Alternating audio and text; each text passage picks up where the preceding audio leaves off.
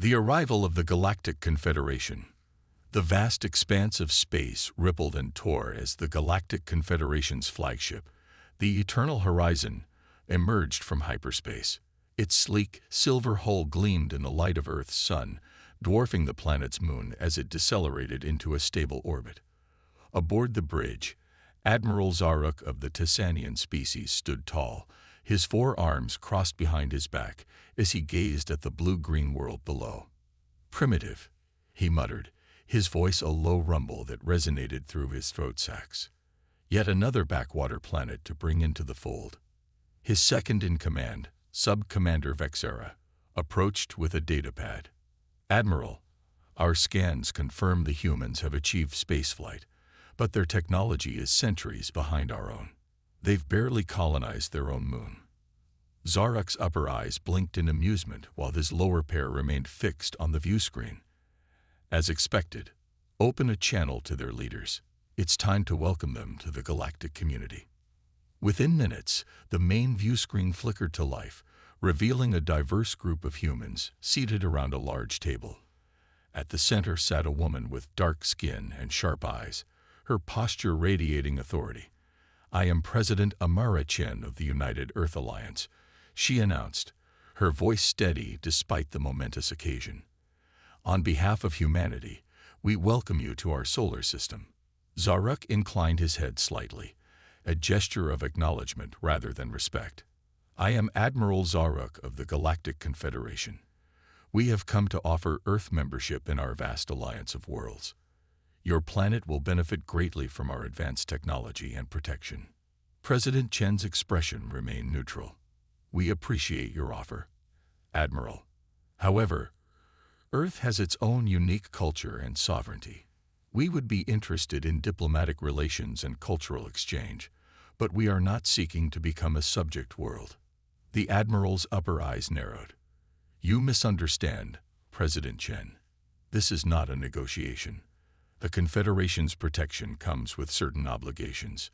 Your world will adapt to our ways, or face the consequences of isolation in a dangerous galaxy." A murmur ran through the human delegation, but Chen remained composed. "Admiral, while we respect your position, Earth is not without its own means of defense. We have faced many challenges in our history and have always emerged stronger.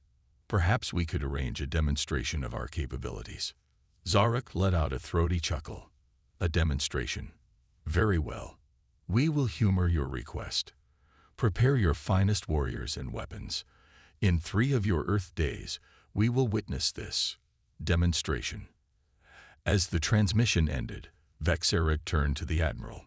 "Sir, is it wise to allow them this opportunity? What if they possess some unknown technology?" Zaruk waved a dismissive hand. "These humans are barely out of their cradle, Vexera. Their demonstration will only serve to highlight their inferiority and the necessity of our rule. Prepare a landing party. We'll give them the honor of hosting us on their soil." Over the next 3 days, Earth was abuzz with activity. Military leaders from around the world convened in secret, while publicly, governments assured their citizens that the alien arrival was a peaceful first contact. Behind closed doors, however, a different story unfolded. In a hidden bunker beneath the Rocky Mountains, President Chen met with her top military advisors. General Marcus Santos, a weathered veteran with a cybernetic eye, presented the latest intelligence. "Madam President, our covert scans of the alien fleet suggest their technology is indeed far beyond our conventional capabilities. However," he paused, a grim smile crossing his face, "they haven't detected our more advanced projects." Chen nodded. "Good. They've underestimated us, just as so many of our own enemies have throughout history. Are the Lazarus protocols ready?" "Yes, Mom," Santos confirmed. "Project Prometheus is on standby, and the Gaia network is fully operational. We're ready to show these Confederation aliens why Earth has survived every calamity thrown our way." As the day of the demonstration dawned, Admiral Zaruk and a contingent of Confederation officials descended to Earth in a sleek shuttle. They landed in a vast desert, where a temporary base had been constructed. President Chen greeted them, flanked by military officers from various nations. "Welcome to Earth, Admiral," Chen said, extending her hand in the human custom of greeting. Zaruk regarded the gesture with mild curiosity before reluctantly grasping her hand with one of his lower arms. "Let us proceed with this demonstration, President Chen. I'm eager to see what your species considers to be impressive weaponry." As they made their way to an observation platform, Chen allowed herself a small, hidden smile. The aliens' arrogance would be their undoing.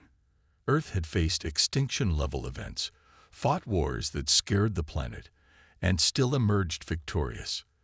They had turned their world, their very bodies, into weapons of survival. And now, they would show the galaxy why Earth was not a world to be trifled with. The first phase of the demonstration began with a showcase of conventional weapons. Tanks rolled across the desert, their tracks kicking up clouds of dust. Fighter jets screamed overhead, executing precise maneuvers that impressed even the stoic Confederation officers. Zaruk watched with mild interest. Impressive for a young species, he conceded, but hardly a match for our gravitic cannons and plasma torpedoes. Chen nodded, her expression revealing nothing. "Of course, Admiral. This is merely the beginning. Allow us to show you something a bit more advanced." At her signal, a section of the desert floor slid open, revealing a hidden silo. A sleek missile emerged, its surface covered in strange, shifting patterns. "This," Chen explained, "is a prototype of our chameleon missile. Its surface can adapt to any environment, making it virtually undetectable." Before Zaruk could respond, the missile launched. To the aliens' astonishment, it seemed to vanish mid-flight, only to reappear moments later as it struck a distant target with devastating force. The Admiral's four eyes widened. "Interesting," he muttered, a note of unease creeping into his voice. "Your active camouflage technology is more advanced than we anticipated." Chen's smile grew a fraction wider. "Thank you, Admiral, but we're just getting started."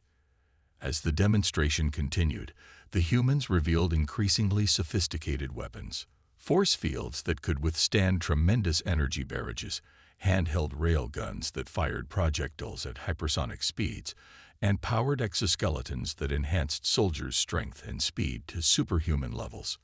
With each revelation, Zaruk's confidence wavered. These humans were far more advanced than any reports had suggested. But surely, he thought, they couldn't rival the full might of the Confederation fleet. As if reading his mind, Chen turned to the Admiral. "I believe it's time we showed you our planetary defense systems, Admiral Zaruk.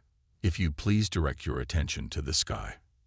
High above, a series of satellites suddenly shimmered into view, their cloaking fields deactivated. Beams of coherent energy lanced out, intersecting at a single point in space. A miniature sun blossomed, its heat and light causing the Confederation officers to shield their eyes. "A nickel Dyson beam," Chen explained calmly, "capable of destroying ships or even redirecting the course of asteroids. We have a network of these platforms surrounding our planet." Zaruk stared at the fading artificial star, his mind reeling. How had they hidden such power? What else were these humans capable of? As the first part of the story concludes, the stage is set for a dramatic shift in the balance of power. The Galactic Confederation, once confident in its superiority, now faces the dawning realization that Earth is far more than a simple, primitive world. The humans have revealed only a fraction of their true capabilities, and Admiral Zaruk must confront the possibility that his mission of easy conquest may instead lead to a conflict beyond anything he had imagined. Earth unveils its arsenal. As the artificial star created by Earth's nickel Dyson beam faded from view, Admiral Zaruk struggled to maintain his composure. The demonstration had already far exceeded his expectations, but the look in President Chen's eyes told him there was more to come. "Impressive technology, President Chen," Zaruk said, his voice carefully neutral. "However, I fail to see how these defenses would fare against a full-scale invasion." the Confederation's fleet numbers in the thousands. Chen's smile never wavered. We're well aware of the Confederation's capabilities. Admiral, perhaps it's time we showed you why Earth is classified as a death world by those few alien species who truly know us. She gestured to General Santos, who stepped forward with a small, unmarked box. Admiral, what you're about to see is the result of centuries of human ingenuity, driven by our planet's harsh conditions and our own warlike history. Santos opened the box, revealing a vial of shimmering metallic liquid. This is our latest breakthrough in nanotechnology. We call it the Lazarus Swarm. With a nod from Chen, Santos poured the liquid onto the ground. For a moment, nothing happened. Then the puddle began to move, coalescing into a silvery sphere that hovered at eye level. The Lazarus Swarm is a self-replicating, adaptive defense system, Chen explained. It can disassemble matter at the molecular level and repurpose it. Observe. At her command, the sphere shot towards a decommissioned tank that had been part of the earlier demonstration. The moment it made contact, the tank began to dissolve, its metal and components breaking down and being absorbed into the growing swarm. Within minutes, the tank was gone, and in its place stood a phalanx of sleek robotic soldiers. Zaruk took an involuntary step back, his throat sacs pulsing with agitation. By the cosmic core, he breathed. You've weaponized gray goo. Chen shook her head. Not quite. Admiral, the Lazarus Swarm is fully under our control, guided by a distributed AI that adheres to strict ethical protocols. It's a defense system, not a planet killer. Although, she added with a pointed look, it could be, if pushed to that extreme. The robotic soldiers suddenly dissipated, the nanites flowing back into their containment vessel. Santos sealed the box, but the message had been sent.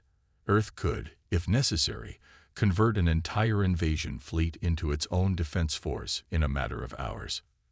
Zaruk's mind raced. The reports had been so wrong. Earth wasn't just technologically advanced. It was a nightmare world of unimaginable weapons. But surely, he thought, they must have reached their limit. Surely, this must be the extent of their capabilities. As if sensing his thoughts, Chen spoke again. Admiral, I believe it's time we showed you something truly special. Something that demonstrates why Earth isn't just a planet. It's a living weapon. She led the group to a heavily fortified bunker. Inside, a massive holographic display dominated the center of the room. It showed Earth, but not as Zaruk had seen it from orbit. This Earth pulsed with lines of energy, a complex network that spanned the entire globe. This, Chen said, her voice filled with pride, is the Gaia network. Over the past century, we've woven a web of advanced technology into the very fabric of our world. Every tectonic plate, every weather system, every aspect of our planet's ecology is now part of a controlled system. As she spoke, the hologram zoomed in on a section of the Pacific Ocean. At Chen's command, a massive whirlpool began to form, growing into a hurricane of impossible size. We can unleash or quell storms at will, she continued. We can trigger earthquakes or calm fault lines. The entire planet is our weapon, Admiral. And that's not all. The hologram shifted again, this time focusing on a chain of dormant volcanoes. With a series of complex hand gestures, Chen caused the volcanoes to erupt in sequence, their ash clouds merging to blot out the sun over an entire continent. Climate control on a global scale, Chen said softly. We can plunge regions into ice ages or turn deserts into lush forests. And before you ask, yes, we can extend this control to other planets. Any world the Confederation might launch an invasion from could find its entire biosphere turned against it. Zaruk felt a cold dread settling in his stomach. This wasn't just advanced technology. This was power on a scale he'd never imagined possible. Earth wasn't a planet defending itself. It was a weapon pretending to be a world. How? He finally managed to ask. How has your species achieved all this without the rest of the galaxy noticing? Chen's expression turned solemn. Because we had to, Admiral, Earth isn't just our home. It's our teacher, our crucible. This world has tried to kill us countless times over millions of years. Ice ages, supervolcanoes, asteroid impacts. We've survived it all. And with each near extinction, we've grown stronger, more resilient, more ingenious. She waved a hand, and the hologram changed once more. Now it showed humans, but not as Zaruk had seen them. These figures were spliced with machinery, their bodies enhanced with cybernetics and nanotechnology. This is the final piece of the puzzle, Admiral, Chen said. We've not only weaponized our planet, we've weaponized ourselves.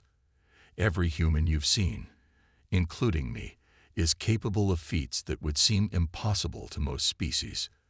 To demonstrate, Chen suddenly moved with blinding speed, crossing the room faster than Zaruk's eyes could track. She lifted a massive piece of equipment with one hand, then phased her other arm through a solid wall. Nano-enhanced muscles, smart materials integrated into our very cells, neural laces that allow us to interface directly with our technology, she explained. We are Earth's children, and we've inherited its strength and adaptability. Zaruk stood in stunned silence, his worldview shattered. The Confederation had come to Earth expecting to find a primitive species ripe for conquest or assimilation.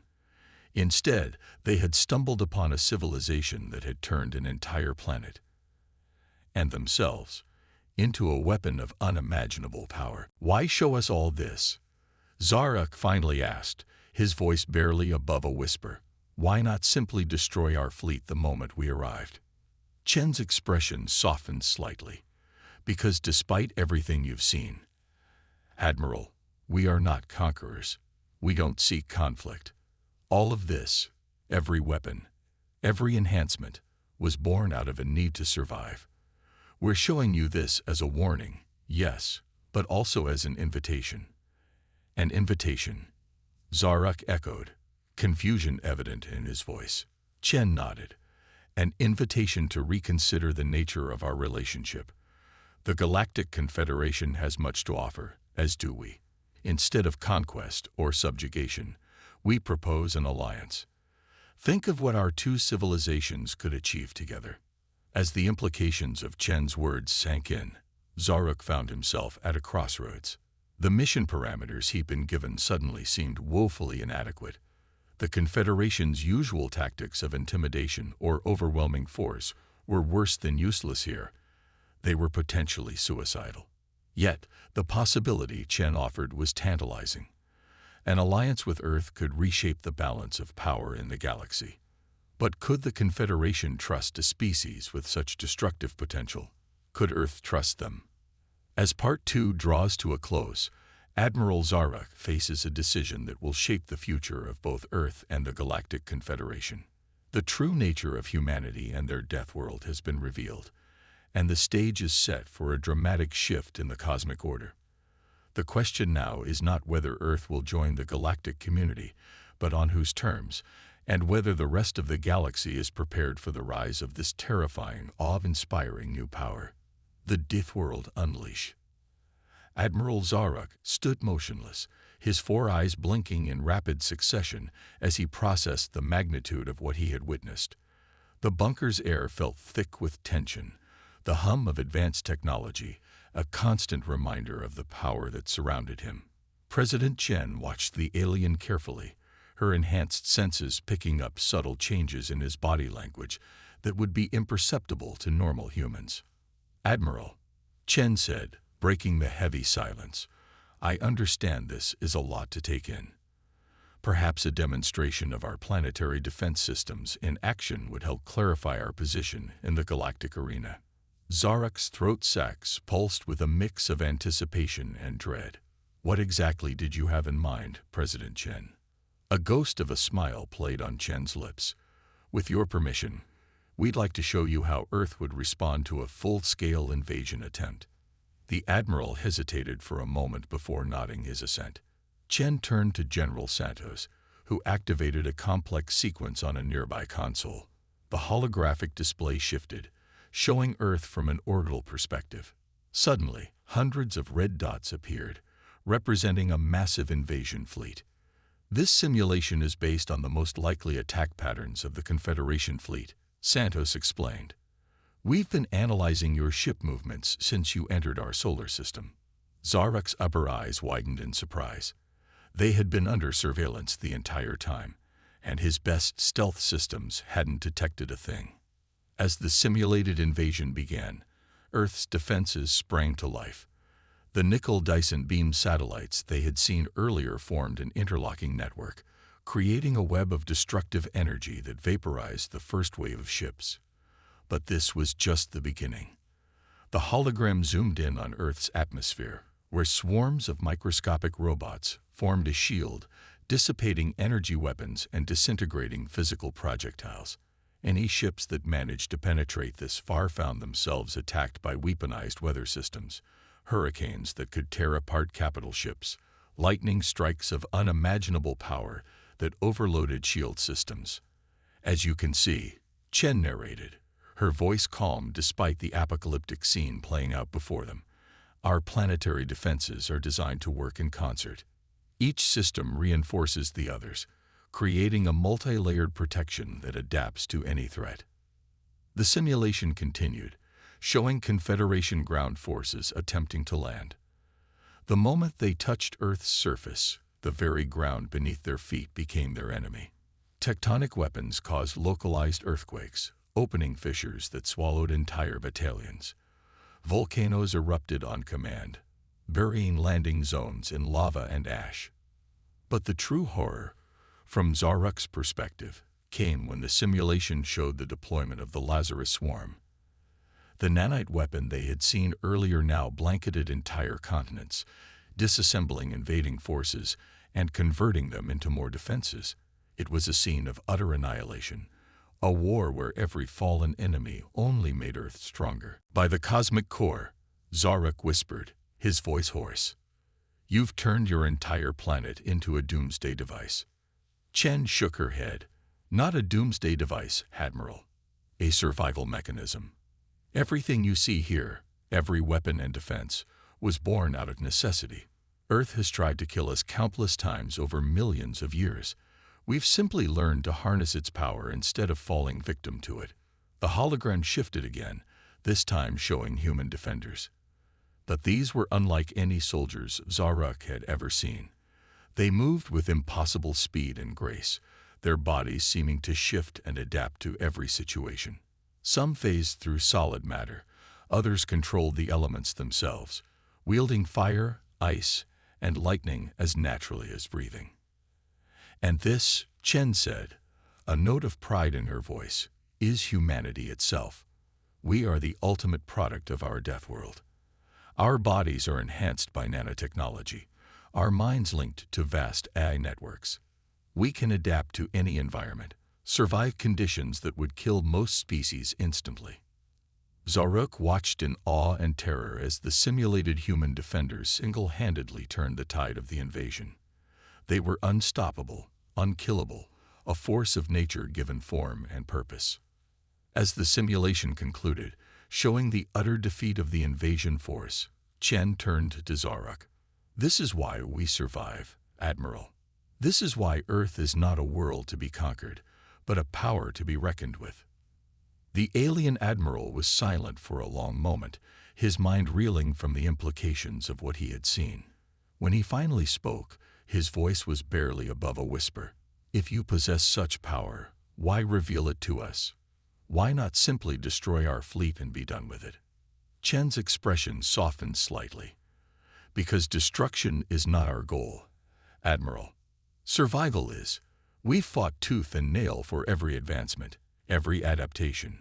We know the value of life, of cooperation, of mutual growth. We don't want to dominate the galaxy. We want to help it thrive. She gestured to the hologram, which now showed a peaceful Earth, its systems in perfect harmony. Imagine what we could achieve together. Our technology could transform barren worlds into gardens. Our medical advancements could cure diseases that plague countless species. Our defenses could create a lasting peace in a chaotic galaxy. Zarok found himself torn. Everything he had believed about the order of the cosmos, about the supremacy of the Confederation, had been upended in a matter of hours. Yet the potential Chen spoke of was undeniable. An alliance with Earth could usher in a new era for the entire galaxy. "You offer much, President Chen," Zaruk said carefully. "But surely you understand the threat you pose. The Confederation, indeed, the entire galactic community, might see Earth as too dangerous to be allowed free rein." Chen's smile held a hint of steel. "We understand the fear our capabilities might inspire, Admiral. That's why we're extending this olive branch. We don't wish to be seen as a threat, but make no mistake, we will not allow ourselves to be subjugated or destroyed.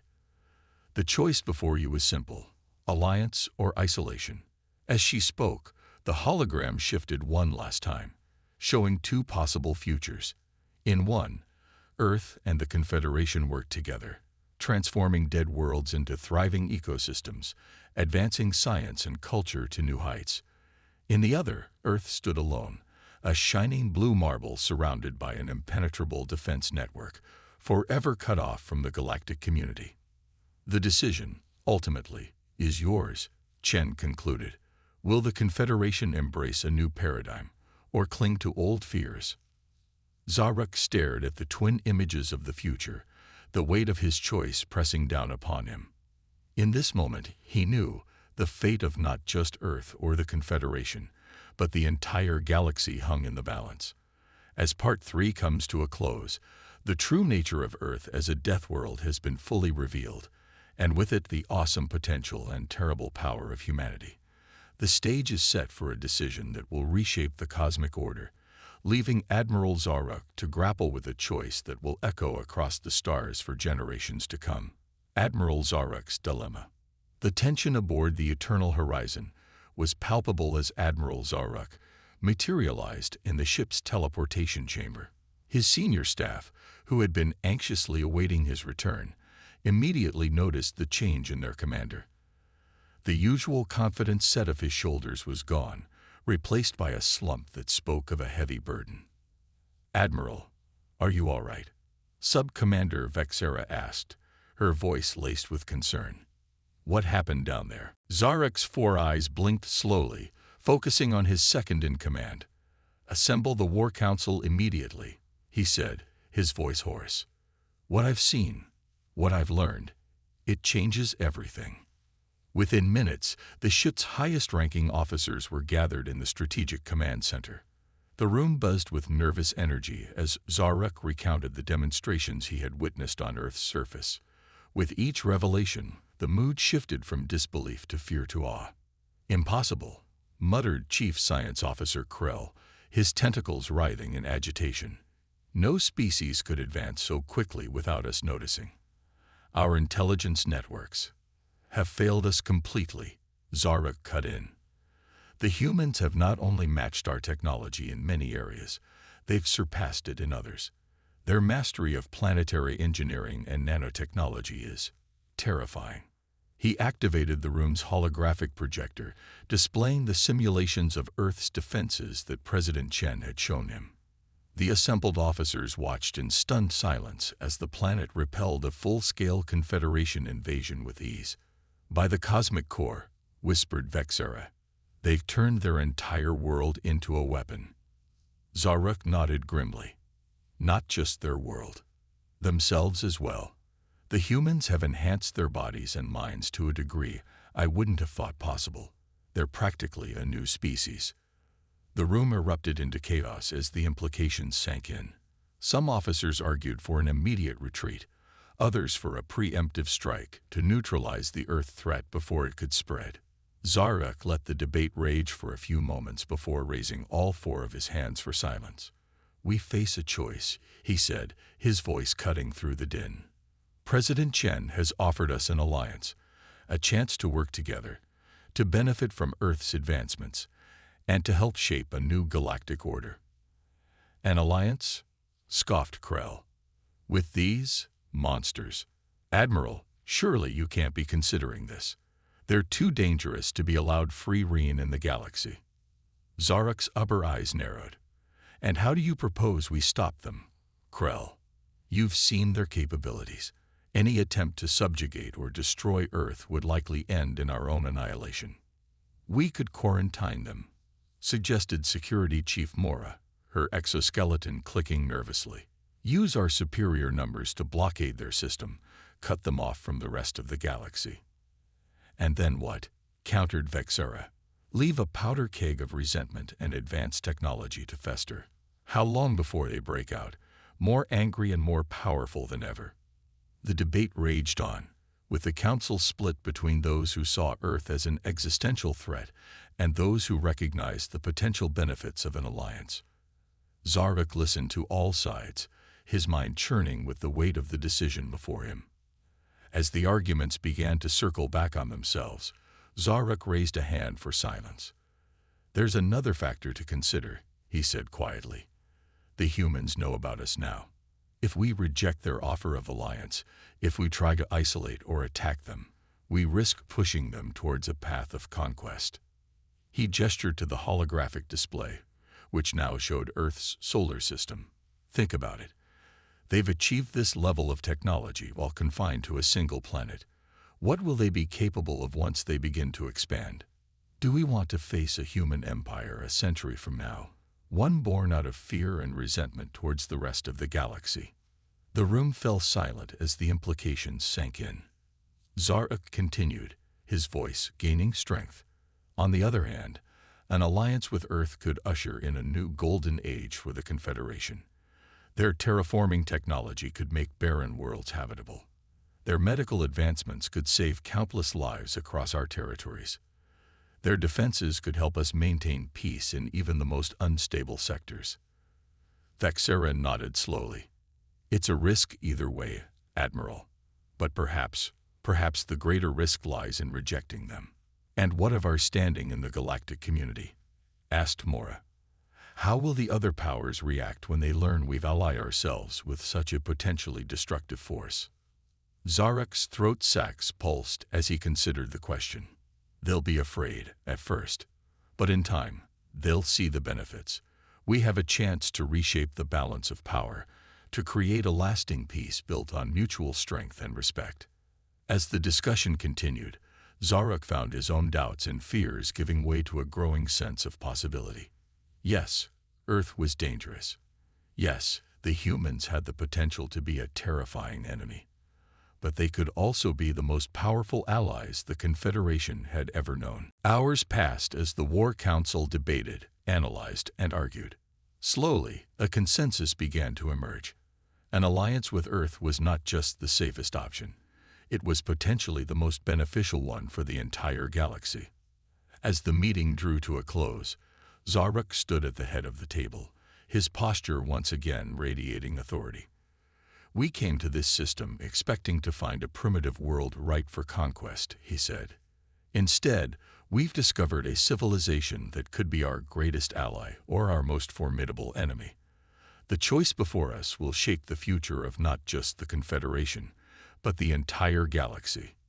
He looked around the room, meeting the eyes of each of his officers. I believe we must embrace this opportunity. We must show the humans that we are worthy partners, that together we can build something greater than either of our civilizations could achieve alone. One by one, the officers nodded their agreement. Even those who had initially argued against the alliance saw the wisdom in Zarek's words. The potential benefits outweighed the risks, and the alternative, a hostile Earth expanding into the galaxy, was too terrible to contemplate. Prepare a communication to High Command, Zarek ordered. Inform them of our findings and our recommendation for a full alliance with Earth, and signal President Chen. Tell her we're ready to talk. As the officers filed out to carry out their orders, Zarek remained in the command center, staring at the holographic image of Earth. He had come to this world expecting to find a footnote in galactic history. Instead, he had discovered the key to the future. The journey ahead would not be easy. There would be fears to allay, treaties to negotiate, compromises to be made on both sides.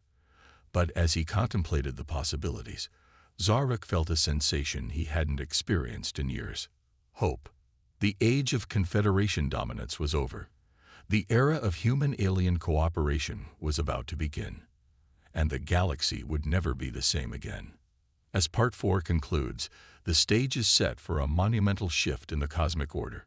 Admiral Zarok and the Confederation fleet have made their decision, choosing alliance over conflict, cooperation over subjugation. The true test now lies in convincing both their own high command and the rest of the galactic community that this new partnership with the terrifying yet awe-inspiring humans is the path to a brighter future for all. A new galactic order. The Great Hall of the Galactic Confederation's central chamber buzzed with an energy unlike anything seen in millennia. Representatives from 1,000 worlds filled the tiered seats, their varied forms a testament to the diversity of life in the cosmos. At the center of it all stood Admiral Zarok and President Amara Chen, an unlikely pair united in their vision for a new future. Esteemed members of the Confederation, Zarok began, his voice carrying to every corner of the vast chamber. I stand before you today to propose an alliance that will reshape our understanding of the galaxy and our place within it. A murmur rippled through the assembly. Many had already heard whispers of the shocking discoveries made in the Sol system, but few could believe the full extent of what Zarok was about to reveal. For too long, we have viewed ourselves as the pinnacle of galactic civilization, the Admiral continued. We have sought to bring order and progress to the cosmos, to uplift primitive species and maintain peace among the stars. But in our hubris, we failed to recognize that true strength can arise from the most unexpected places. With a gesture, Zarok activated a holographic display that filled the center of the chamber. It showed Earth, but not as a simple blue marble. Instead, it pulsed with energy, a living weapon disguised as a planet. This, Zarok said, is Earth, a world we dismissed as primitive, yet one that has achieved technological marvels that rival or surpass our own. A species we thought to conquer has instead offered us partnership. As Zarok recounted the demonstrations of Earth's power, the planetary defenses, the nanotechnology, the enhanced humans, the chamber fell into a stunned silence. When he finished, the quiet was deafening. It was broken by a sharp voice from the Confederation Council. And you propose we ally ourselves with this abomination. The speaker, a crystalline being named Silos, vibrated with indignation. They are too dangerous. We should quarantine their entire system before they become a threat to us all. Murmurs of agreement rippled through parts of the assembly, but Zarok stood firm. And how long would such a quarantine last? He countered. A decade, a century. We've seen the rate at which humans advance. Any attempt to isolate them would only delay the inevitable and potentially turn a willing ally into a bitter enemy. President Chen stepped forward, her enhanced body moving with a fluid grace that caught the attention of every being in the chamber. Members of the Confederation, she began, her voice clear and strong. We come to you not as conquerors or supplicants, but as equals. Yes, Earth is powerful. Yes, we have weapons that could reshape worlds, but we have no desire for galactic domination. She gestured to the hologram, which now showed scenes of Earth's history, its triumphs and its tragedies. Every advancement we've made, every weapon we've created, was born out of a need to survive. Earth is a harsh world, one that has tried to kill us countless times. We've faced extinction-level events that would have wiped out most species. But we endured, we adapted, we grew stronger. The hologram shifted again, showing the incredible diversity of life on Earth. This is our true strength, Chen continued. Not our weapons or our technology, but our ability to adapt, to find solutions where others see only obstacles. We offer this strength to the Confederation. Imagine what we could achieve together. As Chen spoke of the possibilities, terraforming barren worlds, curing diseases that plagued countless species, creating defenses that could ensure lasting peace, the mood in the chamber began to shift. Fear gave way to curiosity, suspicion to cautious optimism. Yet not all were convinced. And if we refuse this alliance, asked Xylos, their crystalline form shimmering with skepticism. "What then? Will you unleash your terrible weapons upon us?" Chen's expression remained calm, but her eyes flashed with an inner fire. "We have no desire for war, Counselor. If our offer is rejected, we will simply continue as we have, focused on our own survival and advancement. But consider this. In a century or two, humans will begin to expand beyond our solar system. Would you prefer to meet us then as trusted allies or as unknown potential enemies?" The debate raged for hours, with arguments for and against the alliance flying back and forth. Through it all, Zarek and Chen stood united, addressing every concern, painting a vision of a future where human ingenuity and Confederation resources could solve problems that had plagued the galaxy for eons. As the session neared its end, the Confederation's Supreme Chancellor called for a vote. The chamber held its breath as the results were tallied. By a margin of 7-3, the Chancellor announced, her voice echoing through the hall, "The Galactic Confederation hereby accepts the proposed alliance with Earth." The chamber erupted in a cacophony of reactions: cheers, protests, excited discussions about the future. But at the center of it all, Zarek and Chen shared a quiet moment of triumph. "This is only the beginning," Chen said softly. Zarek nodded, his 4 eyes blinking in sequence. "Indeed, we have much work ahead of us." In the years that followed, the galaxy witnessed a transformation unlike any in recorded history. Earth's terraforming technology turned dead worlds into garden planets. Human medical advancements eradicated diseases that had plagued alien species for millennia. The combined might of Earth's planetary defense systems and the Confederation's fleets created an era of unprecedented peace and stability. But perhaps the most profound change was in the galactic mindset. The human's ability to thrive in adversity, to turn weakness into strength, inspired countless worlds. Species that had long accepted their limitations began to push boundaries, to seek new solutions to age-old problems. Zarek, now serving as the Confederation's ambassador to Earth, stood on a balcony overlooking a sprawling metropolis where humans and aliens worked side by side. He thought back to that first encounter, to the fear and awe he had felt upon discovering Earth's true nature. "Remarkable, isn't it?" came a familiar voice. President Chen, now serving her 3rd term as Earth's representative to the Confederation Council, joined him at the railing. "Indeed," Zarek agreed. "Who would have thought that the greatest threat to our galactic order would become its greatest strength?" Chen smiled, her enhanced eyes taking in the bustling city below. "That's the thing about Deathworlds, Admiral. They don't just create survivors. They forge civilizations capable of reshaping the very stars."